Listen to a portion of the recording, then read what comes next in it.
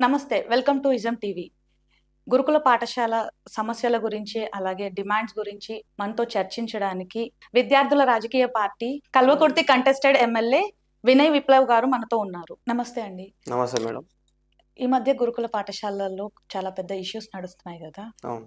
అంటే opposite parties గానీ, మీలాంటి యువ నాయకులు గానీ చాలా ఆరోపణలు చేస్తున్నారు గదా! అది నిజమా? అసలు సమస్యలు నిజంగా ఉన్నాయా గురుకులాల్లో? వాస్తవంగా ఉన్నాయి మేడం గురుకులాలలో. గవర్నమెంట్ సంబంధించిన హాస్టల్లో ప్రతి హాస్టల్లో గురుకులాలే కాకుండా కస్తూర్బా హాస్టల్లో గానీ, గురుకులాల్లో గానీ, కాలేజెస్‌లో ప్రతి హాస్టల్లో ఈ ఇష్యూ ఉంది. కాకపోతే ఏందంటే ఇప్పుడు చిన్న పిల్లలు ఉంటారు కాబట్టి వాళ్ళు చిన్న ఏజ్ వల్ల వాళ్ళు తినే ఆహారం కల్తీ కాబట్టి వాళ్ళు తట్టుకోలేక ఫుడ్ పాయిజన్ గురయ్యిర్రు. దాన్ని రాష్ట్ర ప్రభుత్వం సీరియస్‌గా తీసుకోకుండా నాసి రకమైనటువంటి కాంట్రాక్టర్‌లకు ఇచ్చి, బినాంలకు ఇచ్చి, కమిషన్‌లు ఎవరైతే ఇస్తారో వాళ్ళకి ఇచ్చేసి ఈరోజు నాసి రకం ఫుడ్ పెట్టి ఈరోజు వాళ్ళని ప్రాణాలు పోయే బలిపశువులాగా తయారు చేసినటువంటి ప్రభుత్వమే మన ఇప్పుడున్న తెలంగాణ ప్రభుత్వం, మన కాంగ్రెస్ ప్రభుత్వం. ఎందుకంటే ఫుడ్ పాయిజన్ ఎందుకు అవుతుందో ఒకసారి తెలుసో తెలవక జరిగింది. సెకండ్ టైంకి దాన్ని సీరియస్ తీసుకొని యాక్షన్ తీసుకొని కలెక్టర్ గాని ఉన్నటువంటి ఈ ప్రభుత్వ రంగం మొత్తం దాని మీద పకడ్బందీ ప్లాన్ సీరియస్‌నే తీసుకుంటే ఎందుకు జరుగుతుంది సెకండ్ టైం? కరెక్టే గానీ, ఈ నాసిరకం ఫుడ్ అనేది చాలా ఇయర్స్ నుంచి ఇష్యూ నడుస్తుంది గదా! కేసీఆర్ గారి హయాంలో గూడా జరిగింది. ఈ ఇన్ని ఇయర్స్ నుంచి జరుగుతున్నప్పుడు గూడా, అప్పుడు రైజ్ చేయని వాయిస్ ఇప్పుడు అంటే ఈ ప్రభుత్వం పైనే ఎందుకు? అంటే ఏదన్నా రాజకీయ రాజకీయం కోసం లాంటి కాదు మేడం. గత అలాంటి ప్రభుత్వంలో ఏదన్నా కూడా మేము క్వెషన్ చేసినాం. గత ప్రభుత్వాన్ని కూడా మేము ప్రశ్నించినాం. గత ప్రభుత్వంలో కూడా మా వాయిస్ వినిపించినాం. ఎక్కడెక్కడైతే ఫుడ్ పాయిజన్ జరిగిందో అక్కడక్కడ మేము వెళ్ళి మాట్లాడినాం. సొల్యూషన్ వచ్చే వరకు మేము కొట్లాడినాం మేడం. గత ప్రభుత్వానికి మేమేం మద్దతుదారులమేం కాదు. ఈ ప్రభుత్వానికి మద్దతుదారులు ఎవరు కరెక్ట్ పని చేయకపోయినా, ఎవరికి అన్యాయం జరిగినా అక్కడ మా గలం ఎత్తుతాం. మేము క్వెషన్ చేస్తాం. Right to the society madam. ఖచ్చితంగా మేము గవర్నమెంట్‌ని క్వెషన్ చేస్తాం. ఎందుకంటే ఈ గత ప్రభుత్వంలో కూడా జరిగినాయి. కానీ ప్రాణాలు మరి ఇంత ఒక నెలలో ఒక 15 రోజులలో ఇన్ని ప్రాణాలైతే పోలేదు. వాస్తవాలు చూసుకుంటే గనుక. ఇప్పుడు ఒకసారి జరిగింది తెలుసో తెలియకనో. దాన్ని సెకండ్ టైమ్ దాన్ని కరెక్షన్ చేయాల్సిన ప్రభుత్వం దాన్ని లైట్ తీసుకుంటే అంటే పేద విద్యార్థులకు ఏమైతే మాకేంది, మా పదవులు మాకు గావాలి, మా సీట్లు మాకు గావాలి, మా మంత్రి శాఖలు మాకు గావాలనే కాన్సెప్ట్ మీదనే ఢిల్లీకి గులాంగిరి చేస్తుంది తప్ప ఈ రాష్ట్ర ప్రభుత్వం పేద విద్యార్థులకు న్యాయం చేయాలి, వాళ్ళు ఉన్నత విద్యను అభ్యసించి వాళ్ళు జాబర్లు కొట్టి ఒక వ్యవస్థ సృష్టించాలనే కాన్ఫిడెంట్ మీద మాత్రం ప్రభుత్వం లేదు మేడం. ఇది ముమ్మాటికి మేము దీన్ని ఖండిస్తున్నాం. ఎందుకంటే ఈరోజు విద్యార్థి రాజకీయ పార్టీ విద్యార్థుల పక్షాన కొట్లాడుతుంది కాబట్టి పార్టీ పేరు మేము విద్యార్థి రాజకీయ పార్టీ పెట్టడానికి కారణం కూడా అదే కాబట్టి విద్యార్థులకు ఏం జరిగినా కానీ మేము ముందుండి కొట్లాడతాం. బరాబర్ ఈ ప్రభుత్వాన్ని నిలదీస్తాం మేడం. ప్రజలకు తెలియజేసే విధంగా ప్రజలకు ప్రభుత్వాల మధ్యలో మేము ఖచ్చితంగా ఉంటాం మేడం. ఈ ప్రభుత్వం గారు ఏ ప్రభుత్వం ఉన్నా మేమున్నా ఖచ్చితంగా క్వశ్చన్ చేస్తాం మేడం. అంటే ఇప్పుడు గురుకుల పాఠశాలలో కల్తీ ఫుడ్ తిని ఒక 50 మెంబర్స్ వరకు కిడ్స్ చనిపోయారు అనేది అది రూమరా? లేకపోతే నిజంగా అలాంటిదేదన్నా ఇష్యూ జరిగిందా? అది ఇంతవరకు అంటే ఇంతే మందా? లేకపోతే ఇంకా ఎవరన్నా గూడా ఎఫెక్ట్ అయ్యారా అనేది కూడా క్లారిటీ లేదు. అంటే మీరు కొంచెం విజిట్ చేసి అలాంటిదేదన్నా మీరు మేము తెలుసుకుంటే విజిట్ అది చేసాం గూడా మేడం. మేము రీసెంట్ గా జరిగిన ఇష్యూస్ మీద విజిట్ చేస్తే చనిపోయిన విద్యార్థులకి మాలాంటి ప్రశ్నించడం దగ్గర రానియకుండా అక్కడ పోలీస్ బందోబస్తు పెట్టి ఆ ఊర్లోకి కూడా చేస్తుంది మేడం. అంటే ఒక సర్టెన్ డే చనిపోయిన రోజు వదిలేస్తుండొచ్చు. పేరెంట్స్‌కైతే తెలుస్తది గదా!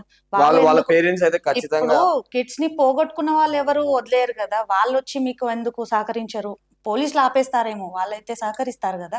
వాళ్ళు సహకరిస్తున్నారు మేడం. కాకపోతే వాళ్ళను ఇప్పుడు ప్రతి ఊర్లో కాంగ్రెస్, ప్రతి ఊర్లో బీఆర్ఎస్, బీజేపీ అయితే ఉంటది. ఏ పార్టీ అవును. లీడ్ లో ఉంటే ఆ పార్టీకి సంబంధించిన నాయకులు ఆ ఊర్లో ఉంటారు. ఇప్పుడు వాళ్ళని బ్లాక్‌మెయిల్ చేయడం గానీ, మీరు చెప్తే మా ప్రభుత్వానికి ఏమైనా అయితదని చెప్పేసి వాళ్ళని భయపెట్టడం గానీ, ఇండైరెక్ట్‌గా భయపెట్టడం ఇలాంటివి జరుగుతున్నాయి మేడం. వాళ్ళ పేరెంట్స్ కొంతమంది బయటకు వస్తున్నారు, చెప్తున్నారు. చెప్పిన వాళ్ళని ఇబ్బందులకు కూడా గురి చేస్తున్నారు. మరి దీన్ని ఎలా తీసుకుంటాం మేడం? సామాన్యులకు ఎక్కడ న్యాయం జరుగుతుంది? సామాన్యులకు న్యాయం జరిగితే ఇప్పుడు వాళ్ళ వాయిస్ మీడియా ముందు వినిపించాలి గదా! మా పిల్లలు పోయేటప్పుడు మంచిగా పోయారు. రిటర్న్‌లో మా శివం కోసం మేము కలగనమా? మా పిల్లల భవిష్యత్తు కోసం మేము రెసిడెన్షియల్ మీద నమ్మకం మీద ఏసినాం అని చెప్తారు గురుకులాల్ల. మరి గురుకులాల్ల ఇక్కడ ఎలాంటి నమ్మకం ఉంది మేడం? ఒక ఒక ఒక ఒక ఒకసారి ఇష్యూ జరిగింది. సెకండ్ టైమ్ జరగకుండా రిపీట్ చేయడం కదా ప్రభుత్వం తీసుకోవాలి చర్యలు.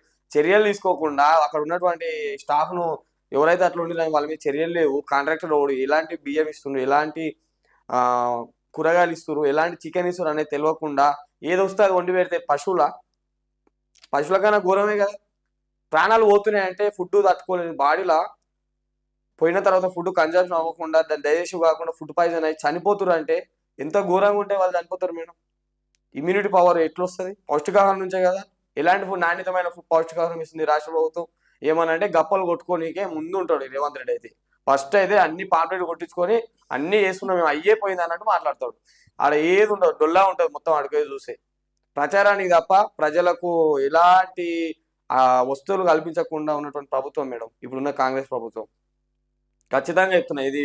వాళ్ళు ఎన్ని దాపెట్టినా ఎన్ని, ఇప్పుడు 15 అని చెప్పే మా అంచనా వరకే 15 ఉంది. ఇంకెంతమంది చనిపోయారు ఎవరికి తెలుసు మేడం? ఇంకెంతమంది ఫుడ్ పాయిజన్ అనేది, ఎంతమంది కౌంట్ అనేది ఎక్కడ చెప్తున్నారు? కరెక్ట్ ఇస్తలేరు కదా ఈరోజు రాష్ట్ర ప్రభుత్వం. దానిపైన ఒక ఎంతమందికి ఇంత అయిందని ఒక మీడియా ముందు ఏమైనా అనౌన్స్మెంట్ చేసిరా? ఇప్పటి వరకు ఎస్సీ డిపార్ట్మెంట్ కానీ ఒక మంత్రి లేడు. ఇప్పుడు కాంగ్రెస్ ప్రభుత్వం ఫండ్స్ అనేది కూడా సరిగ్గా రిలీజ్ చేయట్లేదు అనేది ఆరోపిస్తున్నారు కదా, అది నిజంగానే 100% మేడం. ఇప్పుడు నేను ప్రజెంట్ విద్యార్థుల పక్షాన ఇప్పుడు కాలేజ్ హాస్టల్ కొట్లాడుతున్నా కదా, ఎవరికి పీజీ రిమెంట్స్ లేవు. ఇప్పుడు బిల్డింగ్లు కొన్ని కాలేజ్ హాస్టల్లో కానీ మనం రీసెంట్ గా చూడవచ్చు, నిర్మల్ ఇక్కడ ఒక రెసిడెన్షియల్ బిల్డింగ్ ఓనర్ రెంట్కి పోయి తీసుకుంటారు అనమాట, లీజుకు తీసుకుంటారు బిల్డింగ్. రెంట్ ఇవ్వనందుకు బయటికి వెళ్ళి కొట్టిండు. కాంగ్రెస్ ప్రభుత్వం వచ్చిన 6 నెలల తర్వాత ఇది జరిగింది.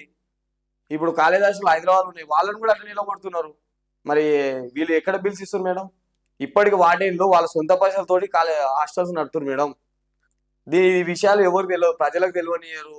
బయటికి మీడియా పరంగా మాట్లాడేటోళ్ళని ఒత్తిడితోటి ఒత్తేదామని చూస్తారు, బయటికి రానియకుండా. ప్రజా ప్రభుత్వం ఎట్లయితుంది మేడం ఇది?